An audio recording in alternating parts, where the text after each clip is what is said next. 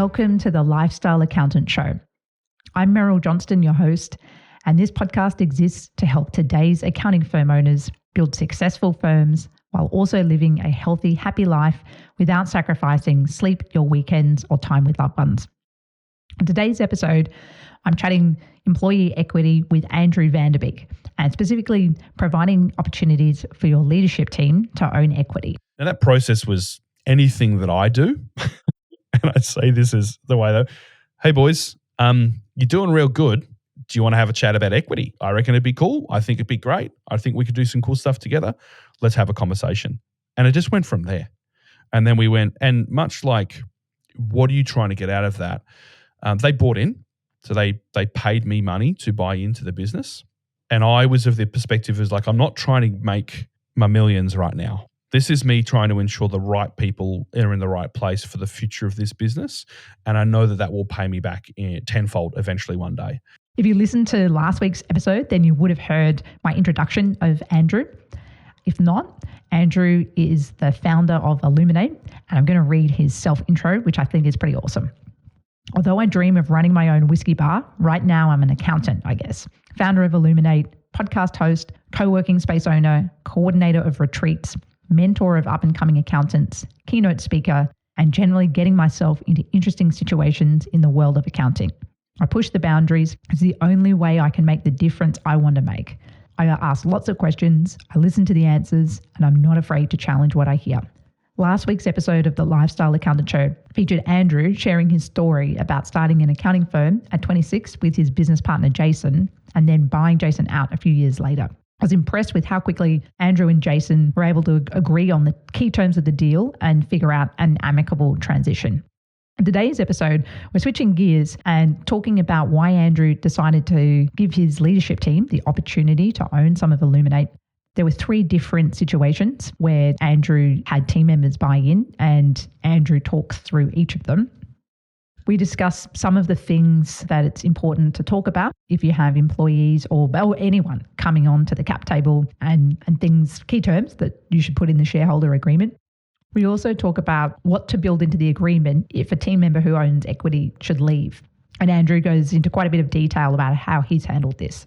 Lastly, we talk about how it requires a different mindset to have shareholders rather than being a sole shareholder. You can no longer just decide to not pay a dividend and reinvest all of the profit, or vice versa. All that and more coming right up on the Lifestyle Accountant Show.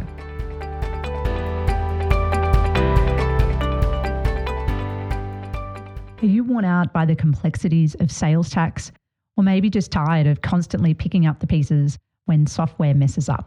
It's time to embrace a better way with Tax Valet. Tax Valet's sales tax compliance suite handles everything for you, from data prep and filings to managing audits, all for one simple, easy to understand monthly fee. Tax Valet is looking to form meaningful relationships with accountants who truly care about their clients' experience and want to partner for the long haul. We've been recommending our B Ninjas clients chat to Tax Valet about their sales tax requirements for years. If you're interested, check out taxvalet.com, that's TAXVALET.com, and check out their partner program. Remember, with Tax Valet, it's not just about making sales tax easier, it's about making your life easier.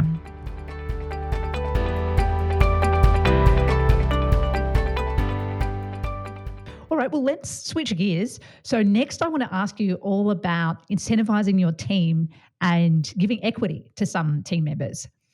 So let's start with a look at what Illuminate looks like today in terms of team and the type of services that you offer. Okay, so we are a team of 21. We have 2 offshore team members, one in our admin team, one in our bookkeeping team. We have a leadership team of a head of accounting, and then effectively a 2IC in accounting that's also part of our leadership team, a head of our bookkeeping team, and then effectively head of operations or head of tech kind of stuff, and myself.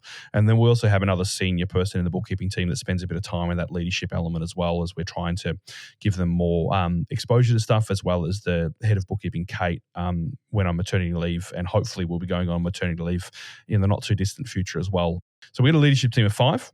Our services broken. It's like literally we're like the standard suburban accounting firm, but with just like more interesting people. I don't know.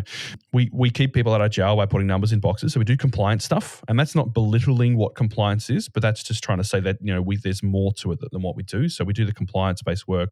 We do bookkeeping-based services, so all cloud-based bookkeeping and those kind of things. We do technology-based advice and implementation.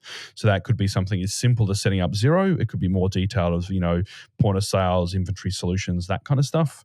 And then probably the thing that a lot of people kind of spend a lot of time with us is the business advisory support services. And that is really everything from business ideation, how do I go about this, what should I do, to then tracking along progress, how am I performing, what decisions am I making, and how do I go about that. So that's a sort of services call for.